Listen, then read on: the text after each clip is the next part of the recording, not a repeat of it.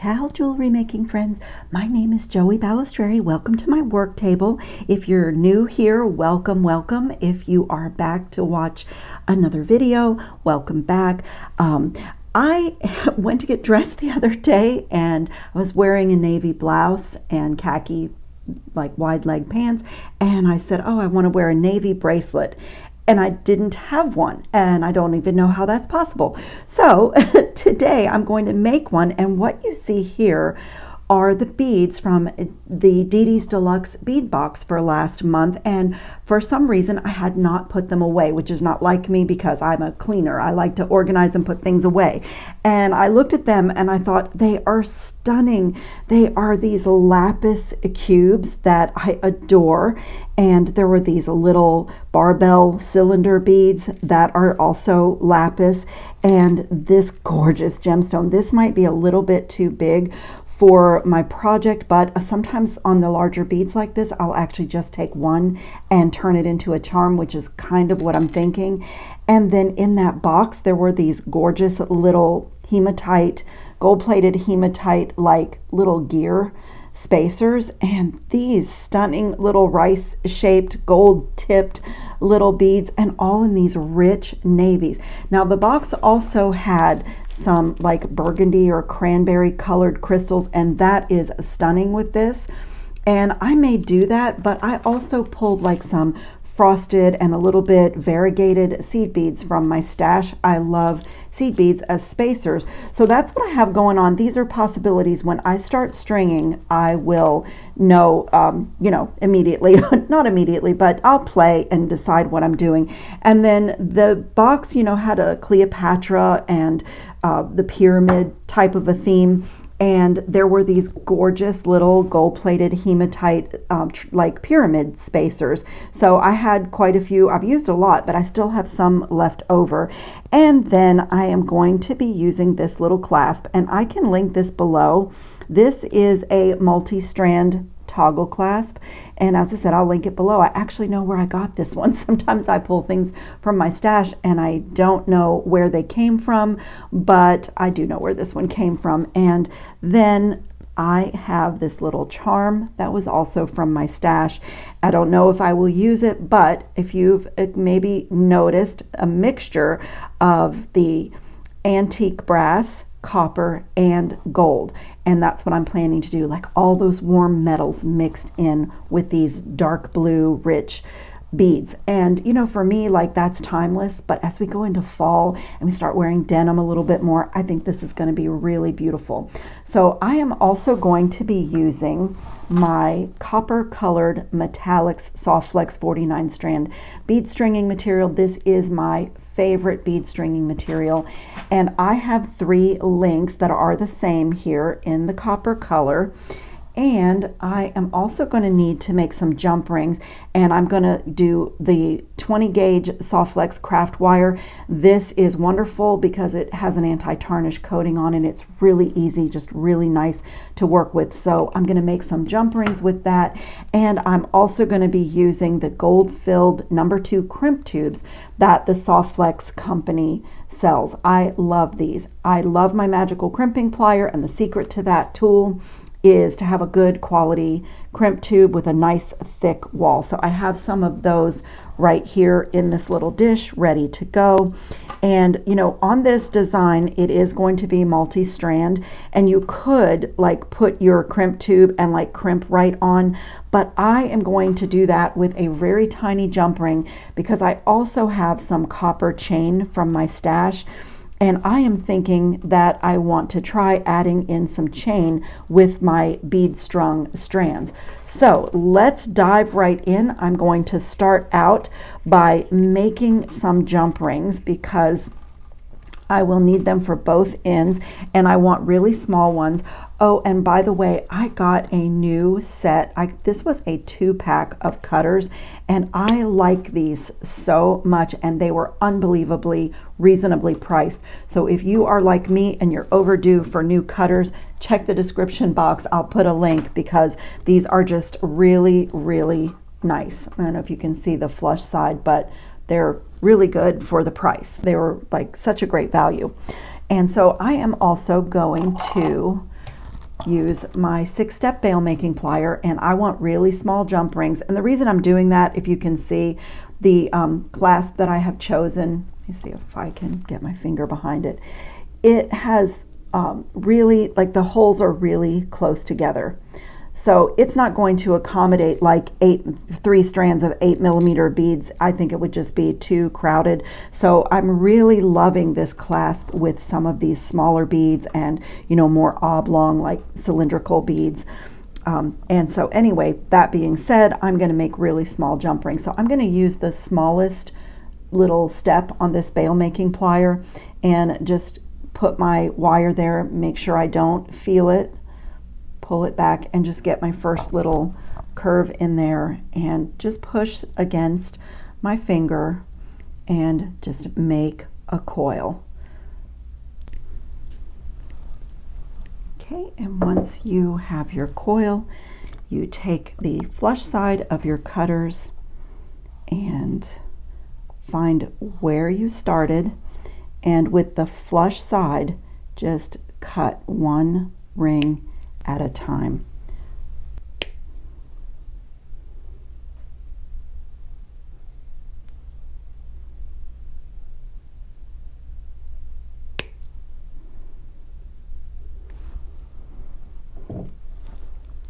Okay, I have my 6 jump rings because I will need one for each of these loops, and I'm going to get my magical crimping plier and make 3 loops on the end of, not 3 loops on the end of the wire, a loop on each of the 3 strands is what I meant to say. So I'm just going to feed my crimp tube on and make a loop and put that back down through the crimp tube.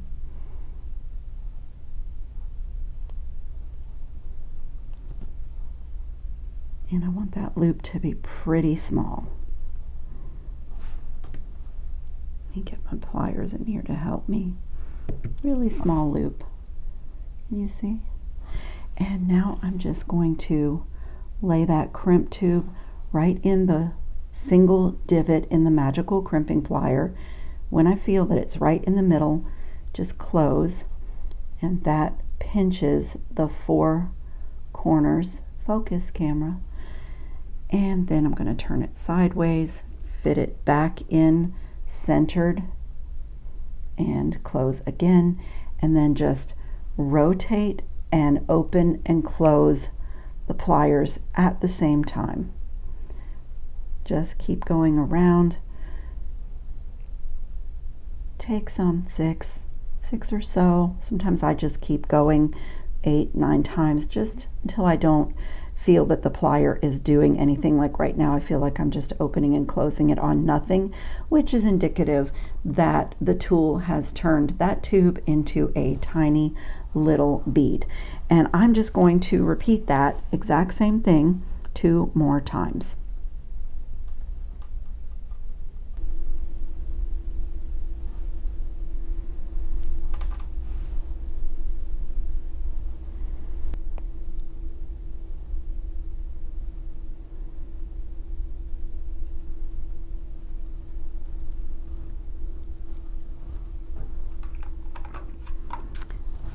Okay, I think I'm going to do my stringing before I attach, because my idea was to get my length and then cut my chain the same length as my bead pattern on at least one of these strands.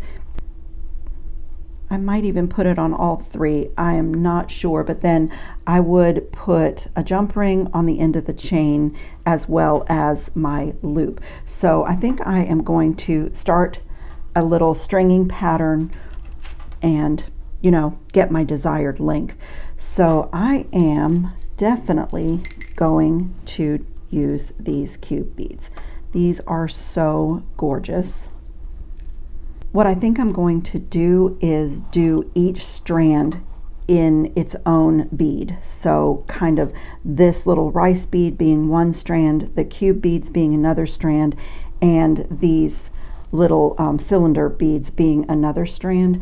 And also I do think, I am not sure if I want the sparkle of the crystals or if I want to stay in the matte. I'm leaning towards this matte seed bead, but I'm just going to dump a few out here and see if I want to use them as spacers. This is an 8/0 seed bead, so it's a little bit larger. So let me start by putting on a little pyramid bead. So also, because of this toggle needing to fit through this ring when the bracelet is done, I want to make sure that my 3 strands have smaller beads on this end so that there won't be a struggle to get it you know, closed. And then that's going to present a little challenge because a lot of the beads are not going to, 2 strands won't go through them, as in this case. It's okay. I just prefer to have my cut end strung back down through a couple of beads, and rather than cutting it up here near the crimp, but sometimes it is just not possible. And in this case, I really want this little pyramid bead to be on the end, so that's going to be the start of this strand. And let's see, do a cube. Oh, that already looks beautiful. And then I need a little kind of a, let me see what this looks like.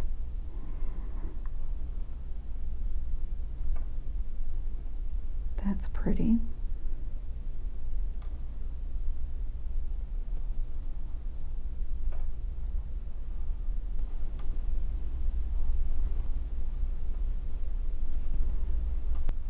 That is a really pretty pattern. Getting a little bit of gold and that little bit of kind of a dark raspberry. I like it.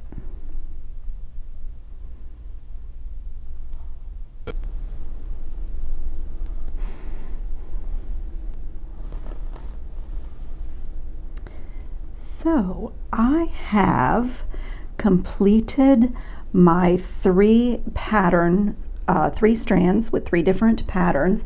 This is what this one looks like. I did not do gold spacers on this one because these beautiful little rice shaped and faceted beads have little gold tips. And I did use 2 of those 8mm gemstones on this one. And this one is a little bit loose, so I have not done my final crimp on these. I was really just making sure that all 3 lengths are the same. This is this pattern. And so what I did is took a piece of wire, a ball head pin, and I strung my ends on that I have already crimped and just let them hang just to see if I did a good job with my patterns. And that is the same way that I arrived at the lengths on my chain. And I may have to make some adjustments because I am planning to attach these with jump rings. And so this is going to be my middle strand. This will be an outer strand. This will be another outer strand. And then I'm planning on these outer strands to attach a little length of chain on the inside and, you know, attach it to the toggle. So that's where I'm going. We already made the jump rings, and I did pause for a little lunch break, and you know, I was sitting here eating my food and looking at what I was making, and I can't help myself, but I had 5 of these faceted lapis cube beads left over, which was perfect to do 2 for each earring and just all the elements that are in the bracelet. And I saved one, even a little piece of the chain. I saved one to do with you, so I'll show you exactly what I did. But I also was thinking ahead a little bit for a charm to attach to my bracelet, just a little dangle. And look how cool. One of my cubes on my strand was drilled from corner to corner instead of up the middle like the rest of them. So it sits like offset. So I just did a little stack and I am going to use it. So I have literally used every single one of those lapis cubes from this box. They are so beautiful, and like that sweet size for me, that little 6mm size. So this is going to be my little dangle, and here's the little jump ring to attach it. And again, I have mixed the copper and gold and like the antique brass, and I just love all these warm metals together. So next thing to do here is just double check, make sure that nothing is rigid. Just this one, because of the cylinder beads, it needed a little bit of space in between. It just needs a little, like just a little bit, but I think I'm going to just move that crimp tube down just a tiny bit. Just make sure that it's not rigid. Same thing on this one. And now I'm just going to repeat the same thing that I have been doing with the magical crimping plier, is fitting that tube in the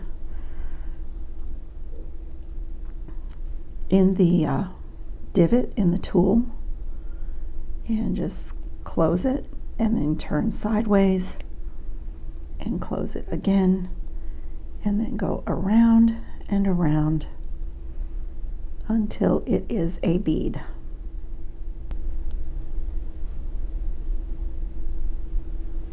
Okay, and I just want to mention that if you find that the little bead that the magical crimper makes in a design, if you find it's too small, you can always put a crimp cover on top of the crimped bead just to make it visually a little bit larger. And another thing that I do sometimes, I really don't have this problem with the 49 strand soft flex. This is the medium 49 strand all-purpose bead stringing wire. I really don't have the problem with not getting a good crimp, but if you ever feel like you're not getting a secure crimp, or there's not enough wires inside that tube to actually, you know, make everything nice and tight, you can take a little scrap of your bead stringing wire as a dummy wire and just put it in the tube before you pinch the four corners, and it just takes up space inside the tube. And it's a little trick that I do sometimes. So now I can start my attaching, and I'm going to take one of the little jump rings that we made and open it nice and wide, and on the middle strand here, start with the middle, I'm going to attach the kind of the largest or the chunkiest of my strands.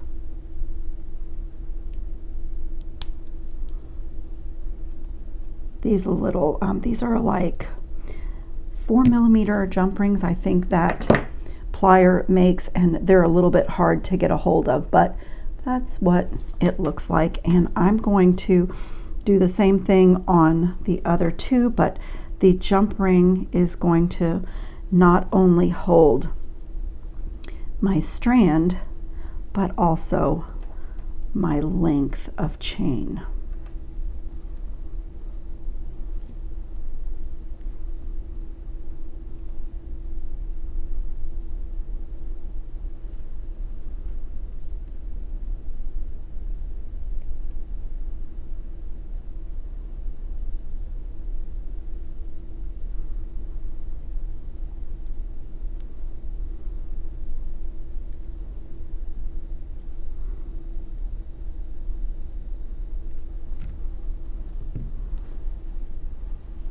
Okay, and now the last one on this side.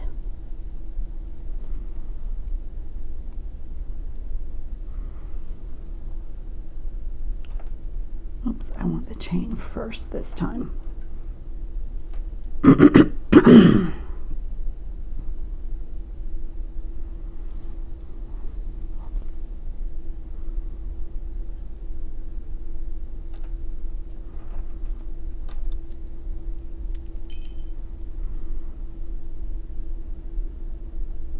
These small jump rings are a little bit hard to get a hold of, and especially because I have two things strung onto them, but I feel like that one is not closed well enough.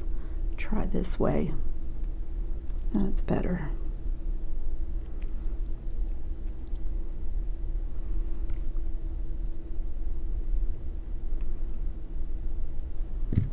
So that is what my bracelet is going to look like. And now I'm going to come to this end and attach all of these in the same order.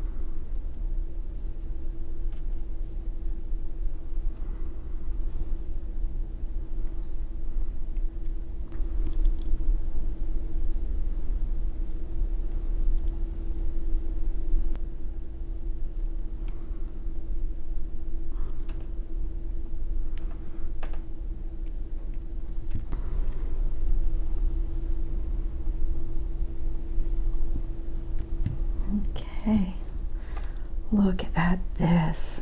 Oh, this is so pretty. Look at this bracelet, you guys. This is so, so pretty. As everybody knows, you cannot clasp a bracelet when the camera is rolling. So if you are watching the jewelry trends for 2024, you know that cuff bracelets have really, really made a comeback. For me, they are just timeless and classic. And so even though this is not an actual cuff, it has that width and kind of that style of a cuff. And I got my length just perfect. I love, love, love the way this turned out. And now that I have it on, I can decide if I want to put my little charm on here at all or not even do a charm. You know, I always want one, but maybe I will add it. So since I have the cube bead pattern on this side, and this was my last cube bead, maybe I'll add my charm right over here on this side. So let me take this off and lay it back down. Oh my goodness, you guys, this is so fun. This is going to be a little bit challenging to take on and off just because of the multi-strand. And if you ever are working with a clasp like this, the reason that I went with the small jump rings here and even the smaller beads at the ends of both sides is because if you finish with a really large bead on a bracelet like this, you may not even be able to get the T-bar through. But if you focus on putting smaller beads at the end, you should be okay. So I just love this. I think it's absolutely stunning. So I'm going to grab my 1.5 millimeter one-step looper and just make a little charm. Just put my head pin through the guide hole in the back of the tool and just gently close it. And I just want to make sure that there's about 1 millimeter of space there so I don't crush any of my beads.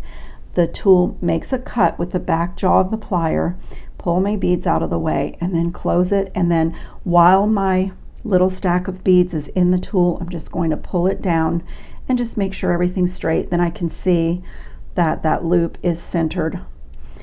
And I am going to just tidy this loop up a little bit.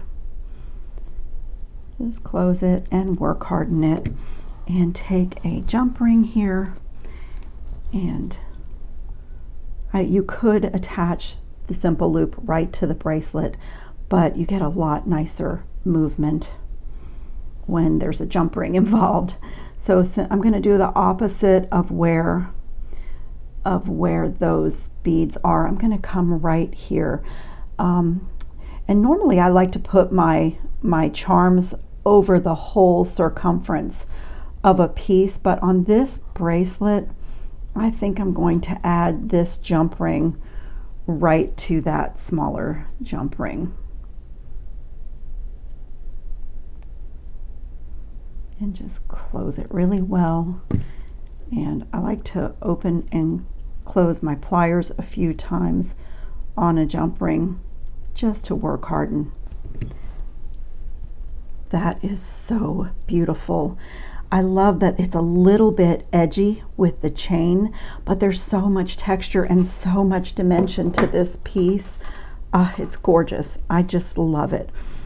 Somebody in our community called me the bracelet queen, and I love that because I do think I am the bracelet queen. For one thing, bracelets are the jewelry that we make that we ourselves can see. When we're wearing it, we are enjoying all those beads and whatever the art looks like. And I love that I can see, you know, it's on my wrist instead of on my ears or on my neck, where we dress for other people, embellish ourselves for others. But also, no matter how hot it is or what I'm wearing, I pretty much always have a bracelet and a pair of earrings. So making a little set like this is just one of my favorite things to do. So this earring is super easy.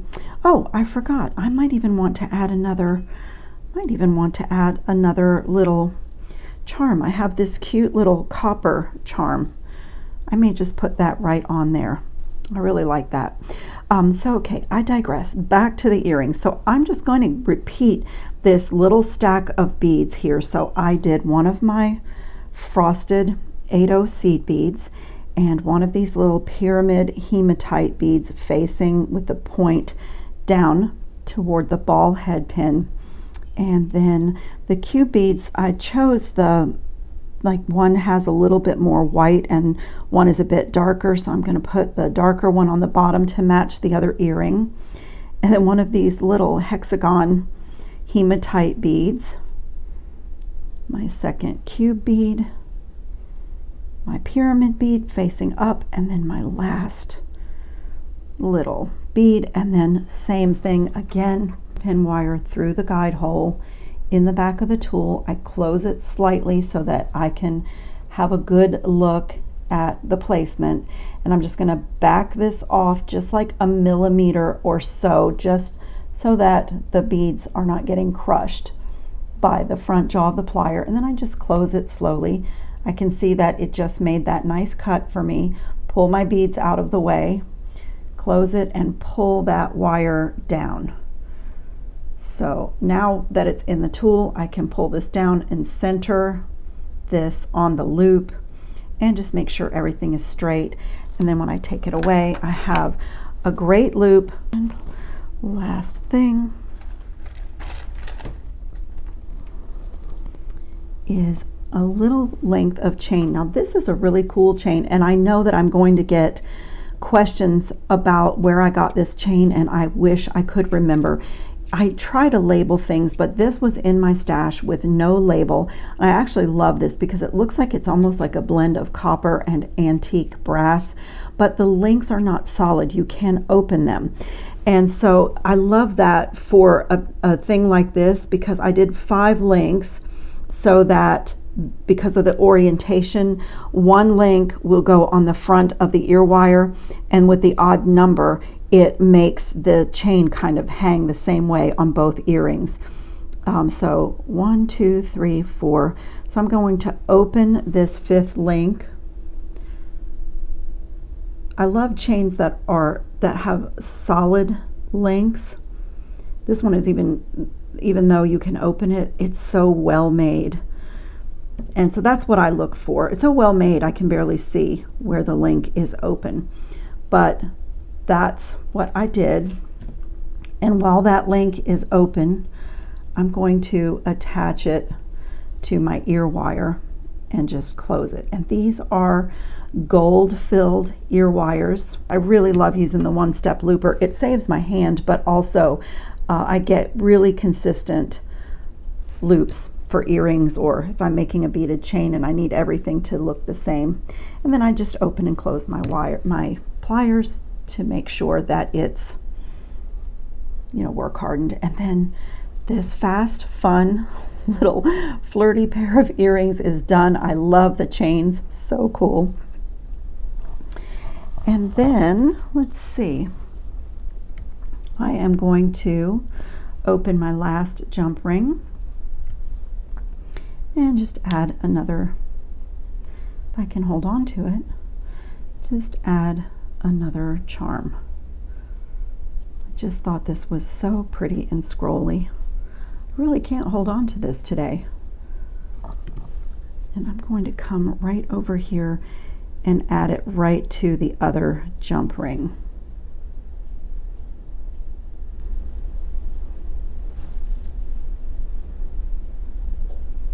So cute. And this fun little set is done. And also I just thought I would share with you too that I am using these copper plated, they have a premium antique copper plating on them, and they are from Potomac Beads, and I just really love their head pins, and I'm kind of a fan of ball head pins, but that's what I used in this project, and I can link that below. Anything that I know where I got it, or anything I think you guys might be interested in, I always put in the description box of my videos. I work really hard on those boxes. It's, you know, for your convenience, and if you see something you really like, you know, seeing it on a YouTube channel is much better than seeing a picture on a website. So it kind of gives you an idea.